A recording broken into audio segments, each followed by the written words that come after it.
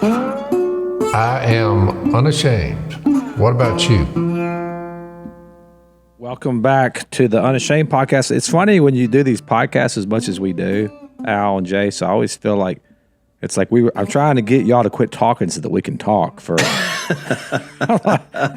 the pre-podcast and then there's the podcast. So how many times do we say? It was just said about 30 seconds ago. Just save that. Just don't save it for the podcast. Save it for the podcast. I mean, it's all good stuff. I'm like, and so Jill told me the other day, Jase, I don't know if y'all ever get this. She was like, I feel like you're always talking like you're in a podcast now. And I think there may be some truth to that. Like every story is like stretched out. Everything is, I don't know. This world we live in. Why don't you design a new shirt since you're real tight and you're always looking for ways to make money? Yeah. That says, my life is a podcast. That actually might work. I wonder if people would buy those, make a little money off that. I might look into that, Jase. Life is a podcast. Well, I'll tell you, I love our audience, though. So I have an announcement to make, but I thought it was so interesting, this announcement I'm going to make, because it has to do with who won the Hey Jack contest, which was we did a contest. If you sign up for Hey Jack, you get a $500 giveaway. And so I'm going to announce the winner today. And then really? Oh, yeah. Is this a random selection? Random selection. And then we asked them what they would do with the money if they won the $500. Like, what would they use it toward in travel? So I thought her answer was absolutely, it's right on brand with us for sure. Maybe a little more primal than even you, Jase, on the hunting and fishing side. But so our friend, her name is Angie Kokish, and she has won the $500 giveaway. And so we asked her, what are you going to do with the money, with the voucher? And this is what she and her husband are going to do. And I want to get your thoughts on it, Jase. She said, quote, I'll be using the money to purchase a plane ticket to Africa in 2026.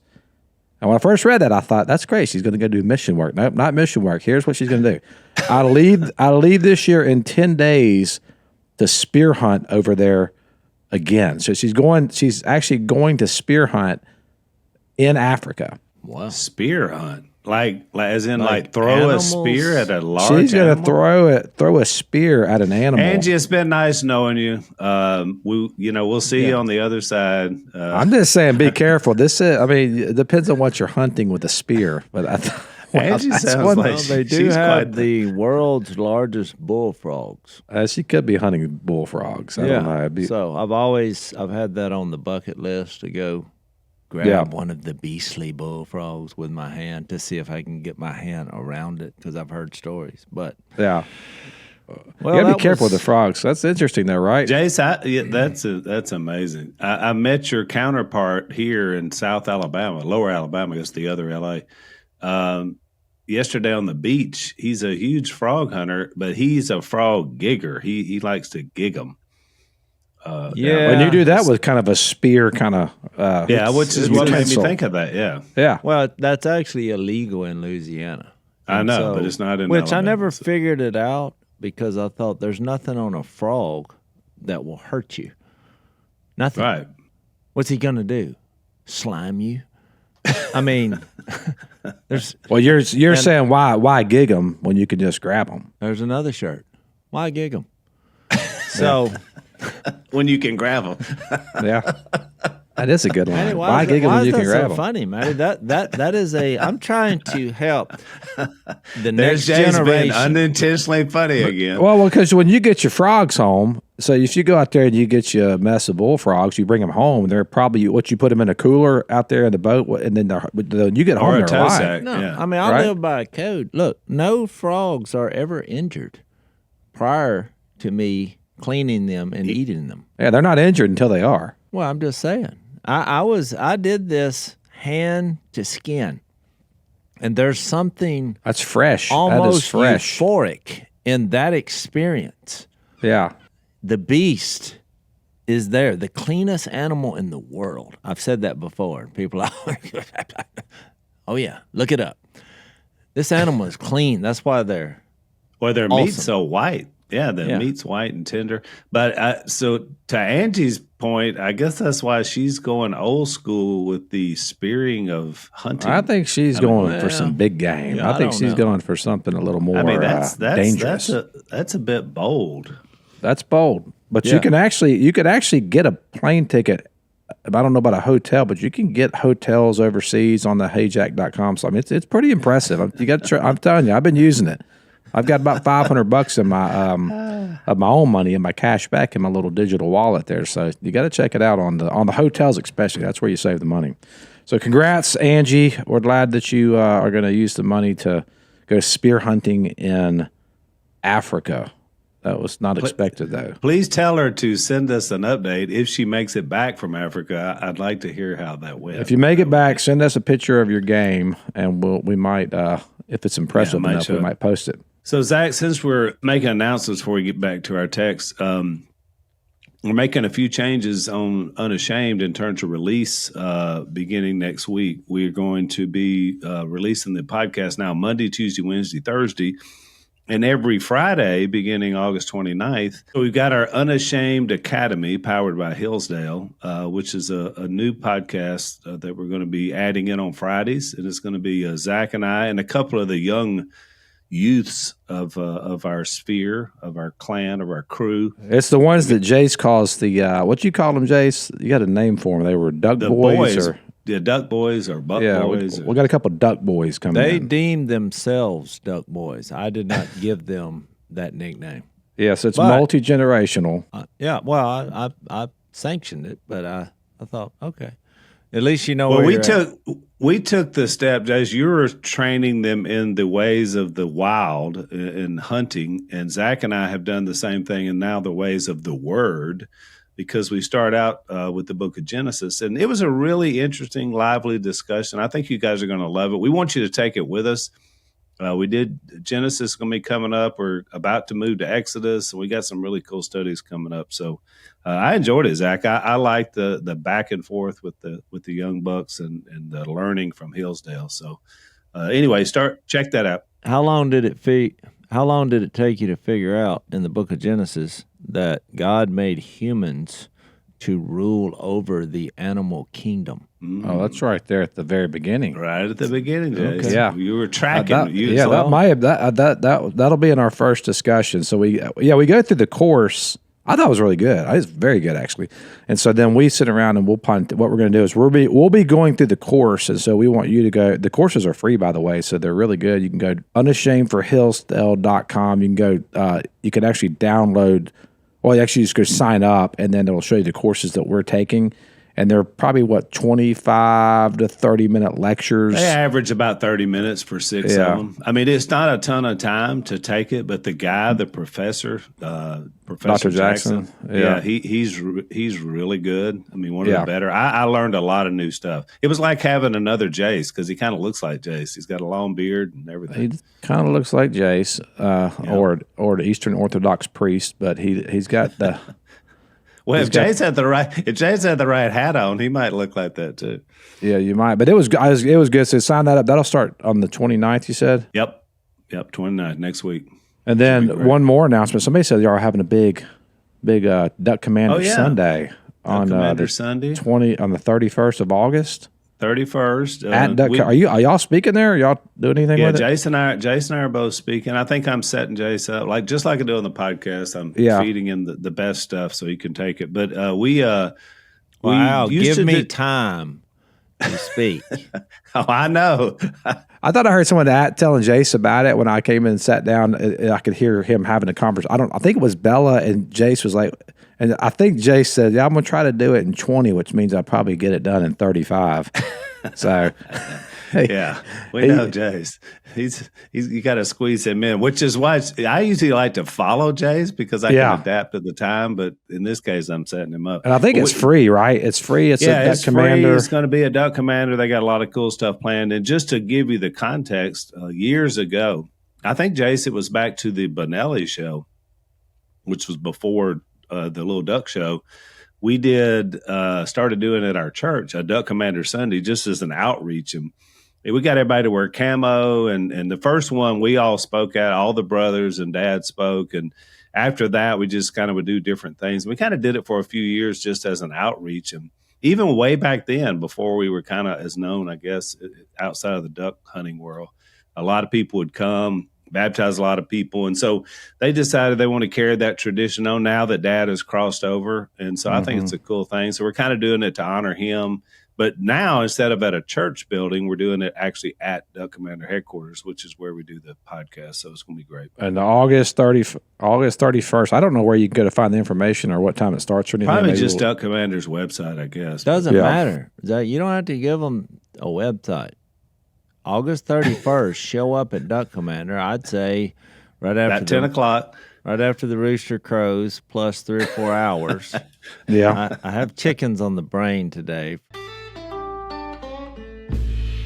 So, Jase, you and I just spent some time on vacation, which means we're away from home. You and I went to cooler environments, but when we're home in the Louisiana summer heat, we stay cool all night long with Cozy Earth. I mean, look, Cozy Earth puts the cozy in Earth. I've gotten pajamas, sheets. I mean, everything they make is very comfortable. So I'm a happy customer. Cozy Earth's bamboo sheets are temperature regulating and guaranteed to give you a comfortable night's sleep.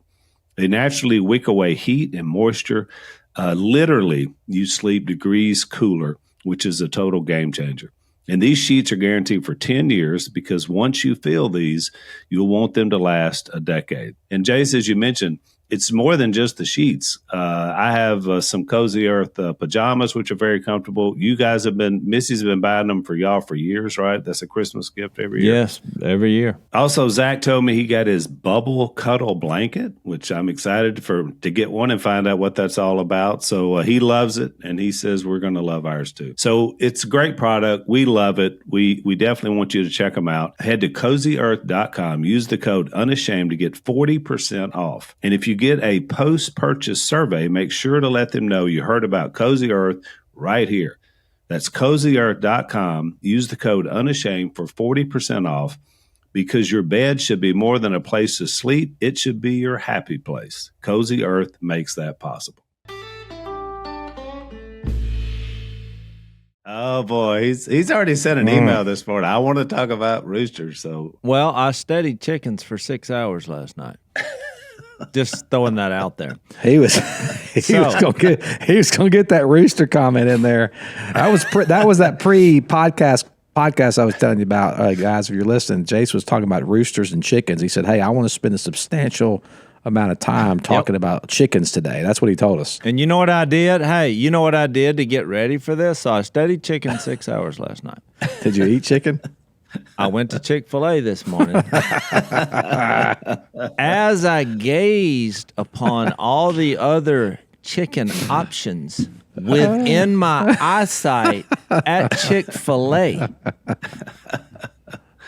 So I know this sounds crazy, but we're talking about Duck Commander Day, and my point is that how that got started, I mean, Al gave a thumbnail, but I want to give you, like, the foundation.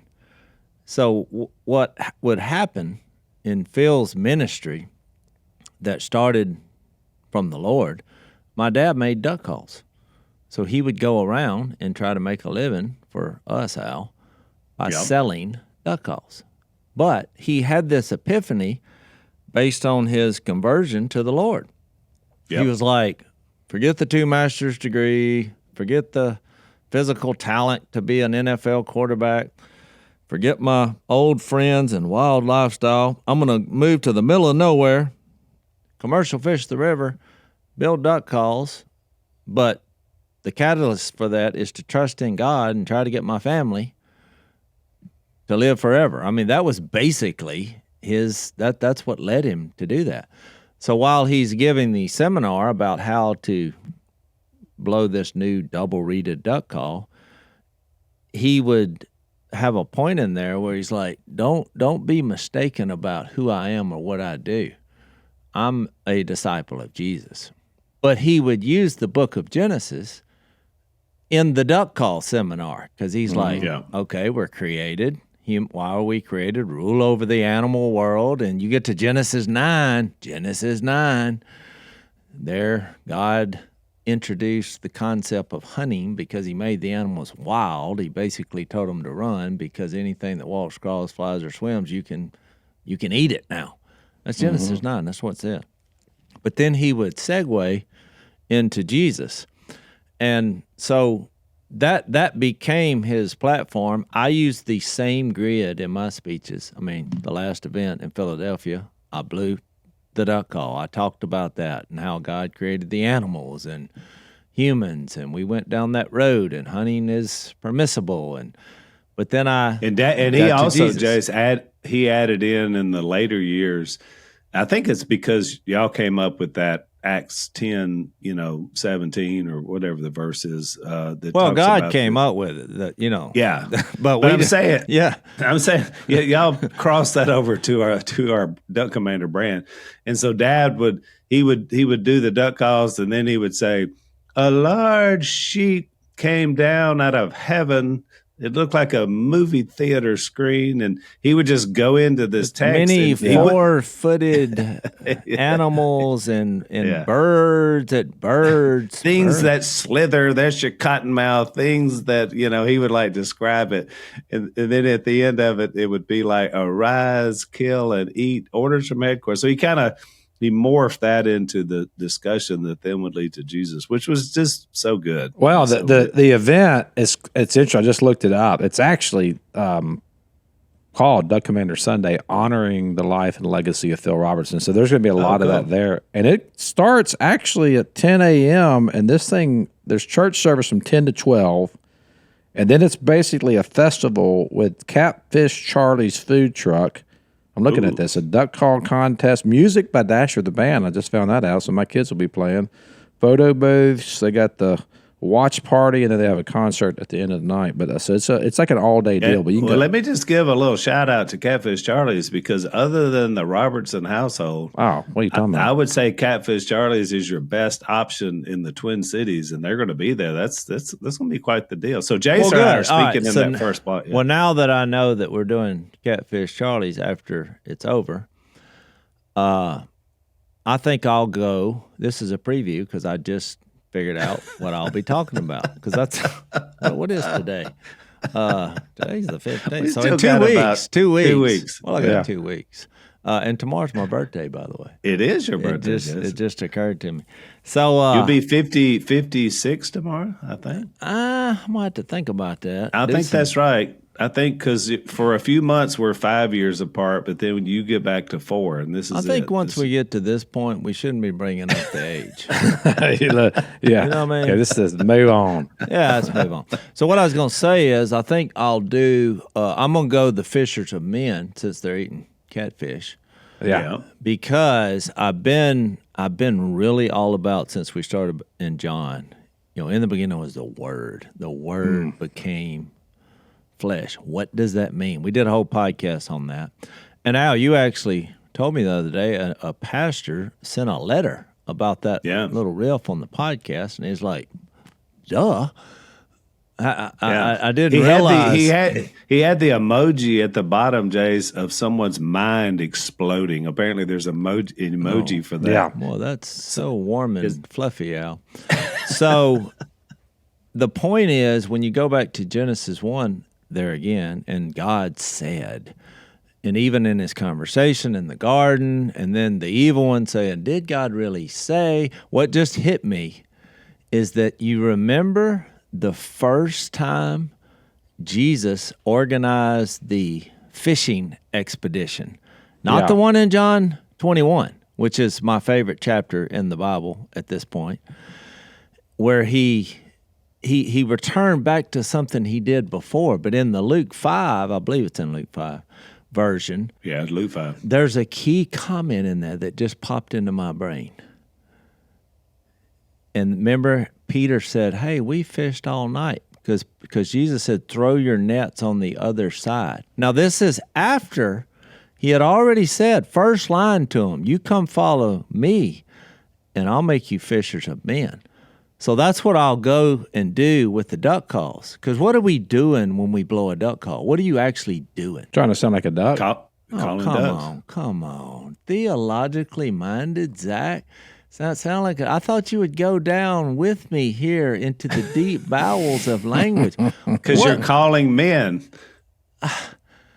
I'm really disappointed in you. I think you asked the question wrong. I didn't ask the question. What are we actually doing by blowing the duck call? Let me just tell you, because now I'm really wondering about your theological We're trying prowess. to attract ducks. You're getting warmer. We're trying to get wild ducks to trust us. Trust us. We're speaking the language. That's what words. The analogy breaks apart, though, when you think about the end goal of what you're trying to do by getting them to trust you. Well, why did God give the law? Why did he give the law to the Israelites? For their benefit. So that He they would wanted trust them to trust him. Do this, Yeah, and it's about right. It's right. This is, trust me. Here's So what I know I'm saying. the line you're looking for now, because you said so. Is that the line you're? Oh, that's right. So Yeah, here's Peter. I'm giving you the preview of this lesson. I will give this on Sunday, and it just popped into my head, so I'm trying to remember it. But still come, because he's going to give you the Cliff Note version, but he's going to expand upon this. We do want you to this come. is- Trust me, it'll be 35 minutes. This is the expansion. Because think about it. He was setting a precedent. I had an epiphany live. Look, they had failed. He said, I'll make you fishers of men. They go out, they're fishermen. They're expert fishermen. You know, it's really hard to tell a fisherman anything about fishing because they think they know everything. That's why they're a commercial fisherman. And they say, hey, we fished all night. And guess what? They failed. They hadn't caught a fish. But then that line, because you said so. Yeah, that's a good one. Because you said so, we'll do it. And what happened? So we have a Lord and Savior who wants us to go revisit our past failures where it was all reliant on what we had to offer. Yeah. And now what happened when they trusted what he said? That it now occurred to me, that's why he revisited that back in John 21, because they had all abandoned him. Yeah. They had all failed. See the common theme? Is somebody writing this down? I guess I'm going to listen to this podcast before Duck Commander Sunday. So look, they had all failed because they abandoned. They didn't trust him. Yeah. He said, I'm going to die and be buried and raised over and over. Well, why did they all take off running? They had failed. And now here he is back with Peter saying, hey, throw the nets on the other side. I have succeeded. I'm back. No, that'll preach. Oh, And I'm they caught, preaching and that. the fish they caught. A little caveat there: the first time they did that, you remember they had the fish, but the nets were breaking. But not that second time. Not the second time the nets they held, they did not break. And I think what you've described there, Jase, is the prototype of faith. Because I said, I may not know exactly how you're going to do it, Abraham. I don't know how you're going to do it, God. I don't know how you're going to fulfill the promise when you call me to sacrifice Isaac. I guess you're going to raise him from the dead. Exactly. But because you said so, you're God, I'm not, and I'm coming. There's your And shirt. It took us 3 shirt tries to get one that'll work. Because you said so. That is a good one. And just sign Jesus. So, Al, do you know what the number one problem with the American healthcare system is right now? It would have to have something to do with affordability because it seems like you can't afford it. It's crazy. I mean, I've tried to get insurance for my family, and it literally is unaffordable. About 110 million Americans have no health insurance because probably it's just too expensive, and 100 million also carry a lot of medical debt. Health insurance is ridiculously expensive. It's complicated, it's inconvenient, and it's restrictive. But believers in Christ can have a simpler alternative at half the cost with Christian healthcare ministries. I want to tell you about these guys. They're amazing. I'm actually switching over to them. CHM, it's a ministry first, and what this means is it means that other believers can chip in each month to help pay each other's eligible medical bills. So you get financial and spiritual support from fellow Christians around the country. And since they aren't insurance, you aren't restricted to a small number of doctors and hospitals. You get to pick the care that you want without the middleman. They've shared over $12 billion and medical bills. I mean, that's insane. To me, this is a no-brainer. Why would you not want to save money in a way that helps you stay true to your faith and stop paying into broken systems? So ditch the traditional health insurance and join CHM today by visiting chministries.org/unashamed. That's chministries.org/unashamed, chministries.org/unashamed.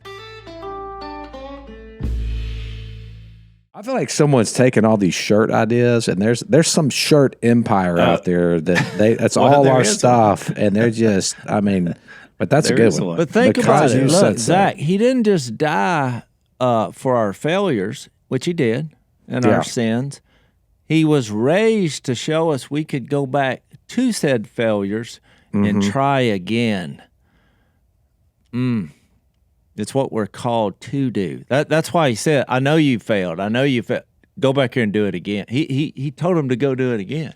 Well, it takes an open mind to do that. To put it into the context of what this Duck Commander Son is all about, but it also fits into our text in John 13, which we're about to be in, this, what Peter predicted that what he was going to do. This is exactly what Dad did.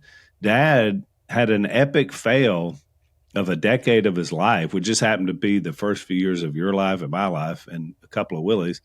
And he, because God said so, decided to move down where he moved, which was the last place they were, and built a new life, both fishing for fish and fishing for men. And it changed not only his destiny, but the destiny of thousands of other people. So I guess it does really come all the way Yeah, around. it really does go in with what we're talking about, because we left off at Jesus predicting Peter's denial. So Right. I've already given you the perfect lead-in because they had this history over and over and over again where Jesus was discipling his disciples, and that was one when they caught the fish. I mean, why did he do that? He was planting a seed that he would return to, and it's like, Yeah. I know it looked No like doubt. I failed. Oh, but I didn't. So you even see that on the cross. It looked like, oh, well, he got killed. He failed. But he's like, yeah, come see me again. Which is kind of interesting because he actually has that same discussion in a little, mini context here, because once we read this text we're about to read, he realizes that they're shell-shocked because, he's already predicted Judas. And then Judas, the Bible says Satan entered him, and we talked about that in the last podcast, what that meant. In other words, he made his final decision. He was going to go through with betraying Jesus. Well, he leaves the premises, and then he gets into the text we're about to do, and then he has to come back in 14 and say, no, don't let your hearts be troubled. In other words, this is going to be okay. And so he has to bring them back to that encouragement. Why don't I read this last section of 13, and then we'll get into it, because I know there's a rooster in there. Jase wants to talk Great about. idea, Al. Here we go. So John 13:31 says, when he was gone, talking about Judas, remember, he leaves the premises. And they weren't sure where he went because they didn't quite understand the whole conversation Jesus was having with him. But he left. And we know from other contexts and other gospels, he went to close of the deal with betraying Jesus. And Jesus said, now is the Son of Man glorified, and God is glorified in him. So now he's at back to this point of glorification, which he's kind of been hinting at for several chapters here. If God is glorified in him, God will glorify the Son in himself and will glorify him at once. So he's now pointing toward this idea of the mission about to be accomplished, which is going to be him in glorified flesh. And that won't happen just at the cross. That's the resurrection and the ascension as well. That's the whole process. My children, which is kind of interesting that he calls them that in this context, but he's talking to his disciples. I will be with you only a little longer. You will look for me, and just as I told the Jews, so I tell you now, where I am going, you cannot come. A new command I give you, and here's your point, Jase, that you've been making for a few podcasts. Love one another as I have loved you, so you must love one another. So he goes back to that point of, you see the idea of glory mixed and will with love. By this, all men will know that you are my disciples if you love one another. You're one of the greatest, 2-sentence sermons you'll find. And so out of response to that, here's Peter again, and he's already chimed in before. He asked him, Lord, where are you going? Jesus replied, where I'm going, you cannot follow now, but you will follow later. And Peter asked, Lord, why can't I follow you now? I will lay down my life for you. And then Jesus answered, will you really lay down your life for me? I tell you the truth, before the rooster crows, you will disown me 3 times. So that's how he closes out this kind of the segment of this supper and he's about to enter in some teaching now, but this is where he kind of gives the last prediction of what's about to take place. So Jase, where do you want to start on this?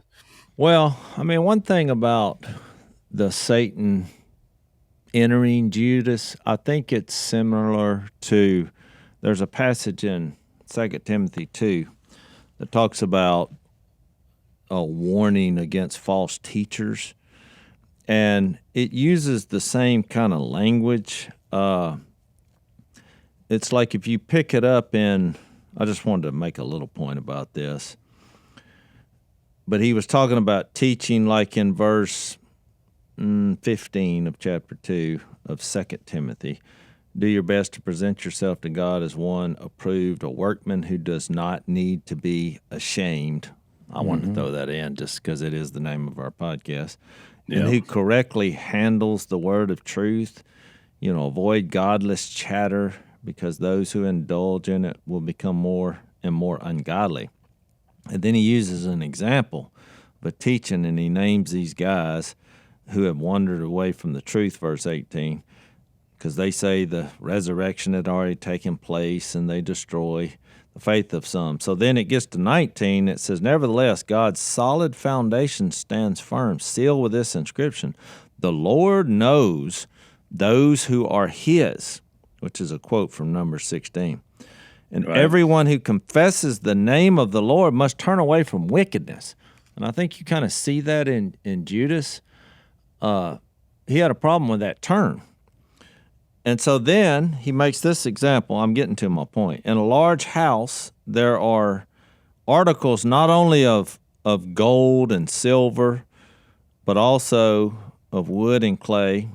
And I actually found this verse because I was previewing John 14, where it's talking about in my Father's house there are many rooms. Right. So I saw this illustration here in 2 Timothy, but I thought it kind of went in with Judas also. But it says, so in a large house, there are articles not only of gold and silver, but also of wood and clay. Some are noble purposes and some ignoble. If a man cleanses himself from the latter, he will be an instrument for noble purposes, made holy, useful to the master, and prepared to do any good work, which is another good example of holiness is actually doing something. We need to get off this that being holy is not committing sin. I mean, that's kind of the definition we have. Well, read that verse again. You're useful to the man. He uses people despite their flaws and failures. Yeah. So in the context of these false teachers, it then says, flee all these evil desires, and a Lord's servant shouldn't quarrel, verse 24. So it gets to 25, and I think this is how this applies. Those who oppose him he must gently instruct in hope that God will grant them repentance, leading them to a knowledge of the truth, which is something that didn't happen in Judas's life. And then this phrase, and that they will come to their senses and escape from the trap of the devil who has taken them captive to do his will. You remember the whole podcast, we talked about how the will of God is seemingly tied to the love of God being expressed. But now here you have the evil one, and I've given you a direct passage. Well, he has a will too. And what is that? Well, I guarantee you it doesn't lead to light, love, or life. No, it's that antithesis we talked about, Jase. It's the idea of born out of hate, born out of rebellion. The idea is to always be against. I'm so glad you brought this up, because the name Satan, if in Hebrew, it's a legal term. It means accuser, which we see him referred to as the accuser. And it's a legal term, which means to make a case against. That's what his name actually means. All right. And so that's his whole thing. In other words, he's always anti. He's always against. He's always making a case for why you're not good enough, or you did this, or all these different things. So it's that antithesis idea that we talked about before, the difference between love and not love. So Zach, you have a lot of kids, and your last one that you have was one that you adopted. Would you say that? All your kids are gifts from God, but Ruth is a special gift. Is that not true? She's my favorite. I'll just say it. And that's the beauty of children. It's about a choice. Right now, unfortunately, nearly 1 in 4 pregnancies ends in abortion. That's over 3,000 lives lost every single day. One of our partners, Preborn Network Clinics, shows us that there's hope. These clinics provide free ultrasounds that introduce a mother to her baby, and we all know that moment changes everything. Over 350,000 babies have already been saved through this life-giving work. And it doesn't stop there. Mothers are being introduced to Jesus as well, which then allows them not only to choose life, but also to receive practical support. So this great blessing, as Zach and Jill have experienced, happens because people choose life.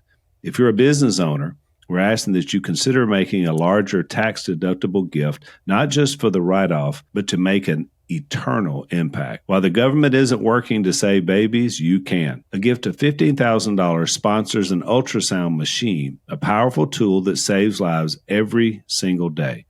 Every gift matters. Get involved today. Dial pound 250 baby or go to preborn.com/unashamed. That's preborn.com/unashamed. Right. And I just wanted to make the point, this is clearly a metaphor with truth in that he's taken them captive to do his will. But to your point, the definition of when he just suggests, he tempts, he accuses. Yeah. Right. Eve had the same problem. All he did was, did God really say? And then what happened? Well, he didn't put a chain around her, drag her over there, take the apple and force it. Like, that's what we think when someone takes you captive. Like, tie her legs together, and get her in a chair and like hand her the apple. And she's like, no, I'll never do it. And then he forces the apple. So I think that's the vision of this. So when you read that he entered him, I think it's just a picture of his own lifestyle, his love for money, his view of God in his mind was not what Jesus was representing. And he kept rejecting. He kept rejecting the truth, rejecting the truth, rejecting the truth. And through that constant habitual behavior, it literally led to an action that is just horrifying. You know, Missy and I was watching one of these Dateline things the other night. It was the most horrific story I've ever seen. But when I stepped back from it, a guy who seemed like a normal guy, he worked out, he was nice, he was funny, he to the eye, he was a good-looking guy. And he winds up killing his wife and 2 kids, like 2 little girls, like 3 and 5 years old. And because he was having an affair with just a Jezebel, because she was on the interrogation, and he was lying to her also. But at some point, he just wanted that life, and he felt trapped. And the next thing you know, he kills his wife and kids, and then denies it. And and they're interrogating him. It's like, I don't know what happened. I don't know. And he there was just lie after lie. And I just thought, isn't this how this works? You feed that lie and feed that lie and feed that lie and feed that lie and feed that lie. Even to take a lie detector test and fail, know. And I just thought that there's the picture of this evil one entering him, but in a metaphorically way that it's just contributing to your own desires and now you having the I excuses think for it. that's a big point, and I think it's overlooked a lot because we tend to only see the side of it of like we think that it's always God that's casting us out, right? And that is one side of it. That God's holy, and I know there's a component of that, but we just miss the other part of it of Satan being an accuser, and the nature of sin is that I withdraw from him because I believe in the lie, and I was just pulling up some verses on this. You know, he is the accuser. How much more will the blood of Christ, who through the eternal Spirit offered himself without blemish to God, purify our conscience from dead works to serve the living God? So I'm an enemy in my mind. Hebrews 10, let us draw near with a true heart in full assurance of faith, with our hearts sprinkled clean from an evil conscience and our bodies washed with pure water. Or 1 Peter 3, baptism, which now corresponds to this, now saves you also, not the removal of dirt from the flesh, but what? As an appeal to God for a good conscience. Like I feel guilty and I'm withdrawing, and it does it through the resurrection. Or Colossians 1, and you who were once alienated and hostile in mind, in your conscience, doing evil deeds, have now been reconciled in his body of flesh by his death, in order to present you holy and blameless and above reproach before him. Or Romans 5, God showed his love for us in that while we were still enemies, Christ died for us. Since we have now been justified by his blood, how much more shall we be saved from the wrath of God? For if while being enemies, and that same word enemy there is the same word in Colossians 1, enemies in our mind, we're reconciled to God by the death of his son, much more now that we are reconciled shall we be saved by his life. And then Ephesians uses the same language, but it's the idea, and you see this in Judas, you see it in even in the garden when Adam and Eve sinned for the first time. Like they were the first ones to move, right? They sinned, and then they were the ones, because of their own sin, before God had even approached them and confronted them about their sin, they ran and they hid. And you may think, well, I just won't run then. I'll just sin and not run. You can't. That's the nature of sin, is that you're believing in a lie. You're actually believing that what God, you're not believing in the revelation of God, of who he is, to come into proximity with him, which is what the law was given for, right? The law was good. But when you sin, you cannot be with God, because the very nature of sin, it is to reject the revelation of God and to call God a liar, and it is to move away from him. And that's what Christ ultimately is bringing us back into. And it's about not giving up, because this is a rare picture where you get to see what happens in this case. Just think about this evening when Jesus is with his disciples. He's with his disciples, and he points out that one of them is about to betray him, and they don't quite understand him, and then one of them is going to deny him. And then we basically get to see this unfold over one weekend.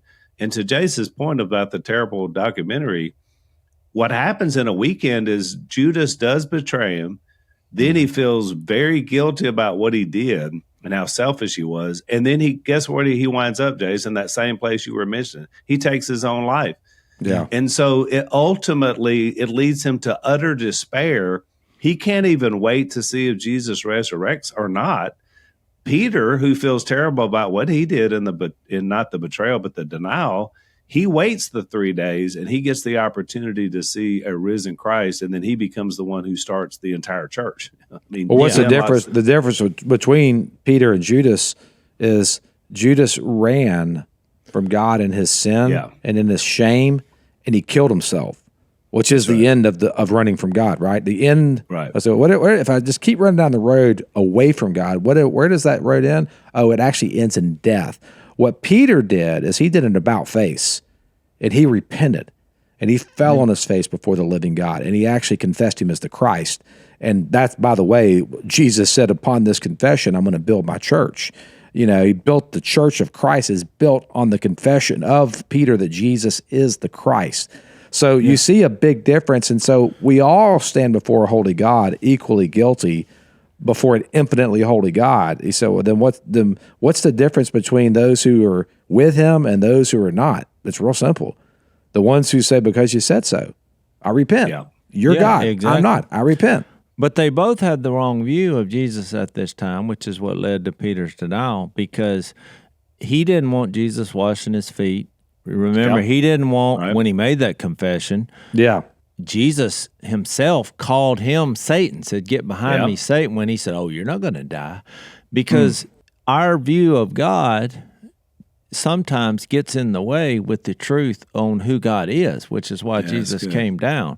Yeah. And so as long as Jesus was going to put Rome down and show all these displays of power, Peter was in. But anytime it started getting warm and fluffy, washing disciples' feet or stuff like, or dying, letting himself be hung on a cross. Well, no, he's out, and that's why this conversation went where it went when he said, "Where I'm going, you cannot follow, but you will follow later." That's in verse 36 of John 13.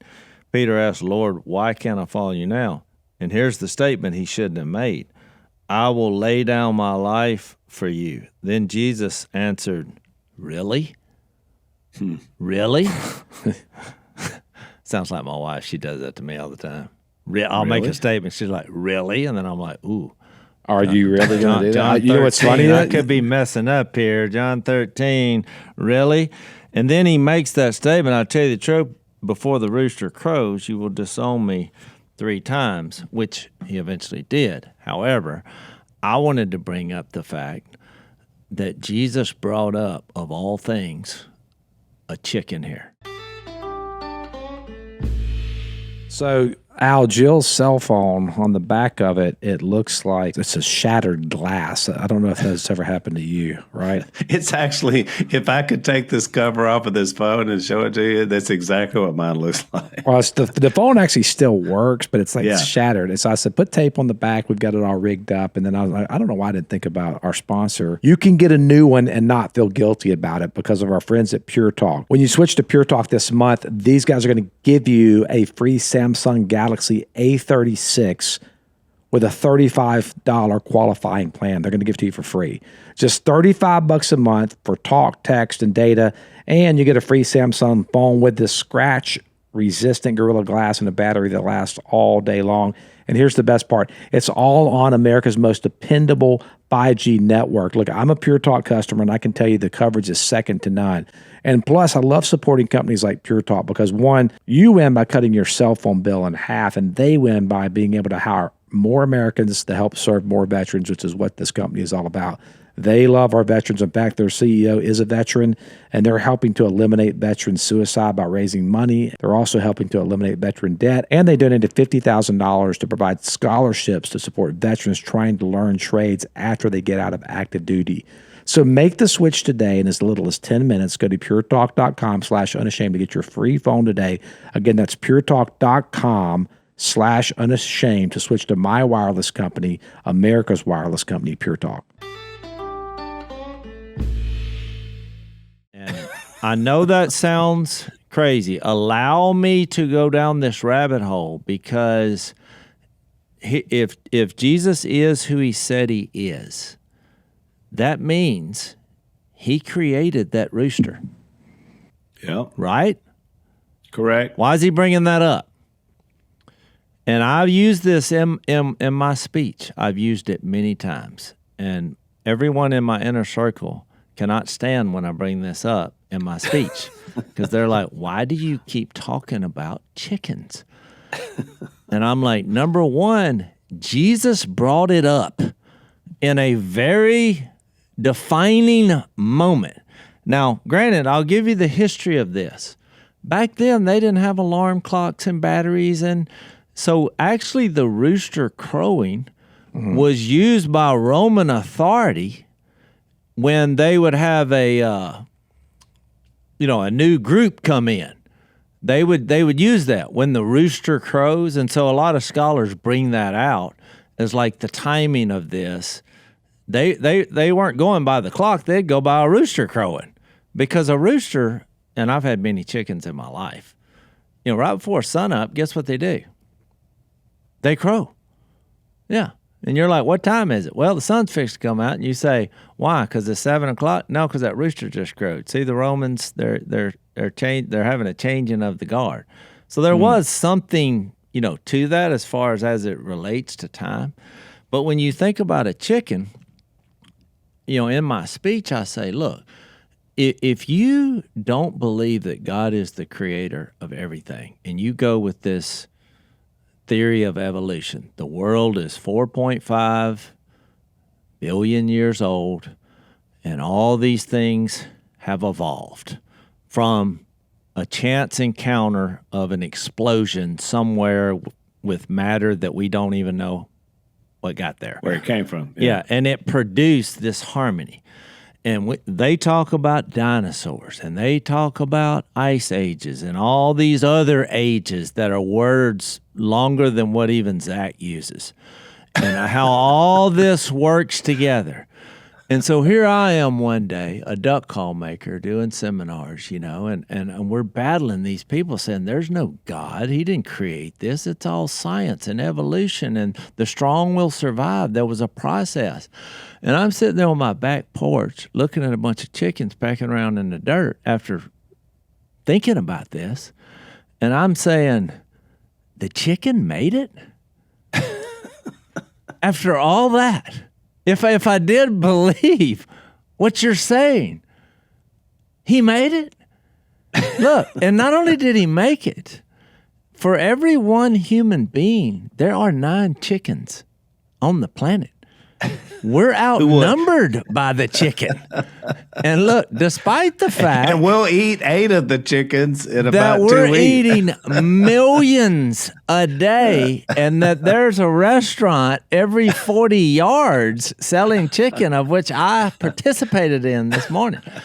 So you're saying, what you're saying that let's just clarify, you're saying that the fact that the chickens survived the blind evolutionary process, that to you, that's evidence that this can't be true because there's too many people want to eat them, and there's more of them than us. How did that happen? So I looked it up, but let me give you a couple of quotes. Wow. Because I studied this for 6 hours last night. 6 hours. Because I had a question, and now that we have artificial intelligence, boy, you get quite the responses of taking all the information out there. But even, where I first started, I just asked a question: if the Earth is 4.5 billion years old, why is it 2025? That's the first thing I put in there. And so I'll read what it said. The year 2025 reflects a human-defined calendar system, specifically the Gregorian calendar, which is based on the estimated birth year of Jesus Christ. Now, well, how's he going to explain that 4.5 billion years? All right. This is distinct from the scientific estimate of Earth's age, which is approximately 4.5 billion years old. The calendar is a human construct from tracking time, while the Earth's age is a geological measurement. So that's where I started. But then I started asking questions like, well, if the Earth is 4.5 billion years old, how did the chicken make it? Now look, you know what popped up all over the place? The red jungle fowl, which is, let me say that again, the red jungle fowl, which is the wild fowl. No, fowl. F-O-W-L. Okay. It would be a great T-shirt. I chase jungle fowl. That means you eat chicken. So this beastly critter is the wild father of all chickens. And now look, it didn't come on the scene until 5,000 to 8,000 years ago. Oh boy, what are we going to do about those 4.5 billion years? Oh, don't fret, because guess what? They've determined, theorized is the better word, and they'll use theorized, that the chickens are the ancestors, which would be cousins, because they can't be directly tied to, but they believe they're the cousins of the T-Rex dinosaur. Yeah, I've heard that before. Which means that T-Rex dinosaurs taste like chicken. No, you can't make this up, Al. And I'm still getting like, well, wait a minute. But, Jase, even more than that, the T-Rex dinosaurs, if we had been around at the same time, would have been eating us and saying we taste like chicken. So I'm like, well, wait a minute. If the strongest are surviving, and now look, the red jungle fowl in Asia, they're now borderline fixed to go extinct. And I'm like, well, I thought they were the wild tough ones. It's like our process is going backwards. We're getting softer instead of stronger. We're de-evolving. I mean, not to be technical, but you do have some issues with your argument because, one, you're conflating evolution, like Darwinian evolution, which is a biological science, with a physical science of what's called the standard model of physics, which is the Big Bang Theory, which is where you would get the idea that the Earth is 4.5 billion years old. Which I actually... Okay, I knew you were going to say that. I knew you were going to say that. So we're almost out of time, so let me answer that question. I haven't said what I want to say yet, but go ahead. All right, well, I'm going to answer your question. Trust me. So even if you believe all that and what Zach's saying is true, I thought this may come up. What they missed, and I believe even Jesus using that as a signal, he wants you to take a look at that chicken and how it did survive.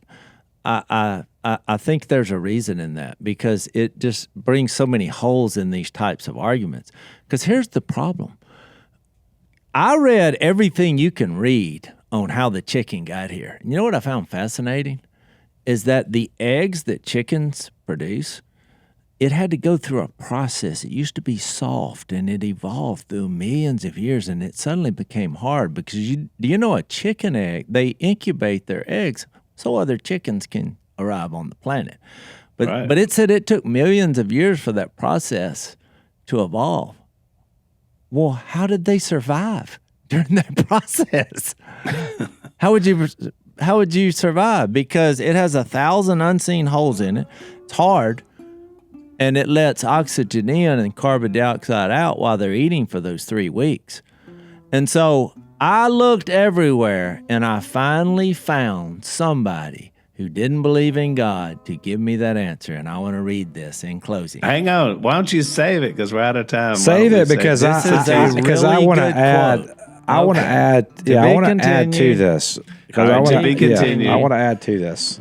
All right, let's take a break. I'm going to go back and find me another chicken place, and come back next episode. Yeah. All right, so we're going to answer the question: which came first, the chicken or the egg? Next time on Unashamed. Thanks for listening to the Unashamed podcast. Help us out by leaving a rating and review on Apple Podcasts. And don't miss an episode by subscribing on YouTube. And be sure to click the little bell and choose all notifications to watch every episode.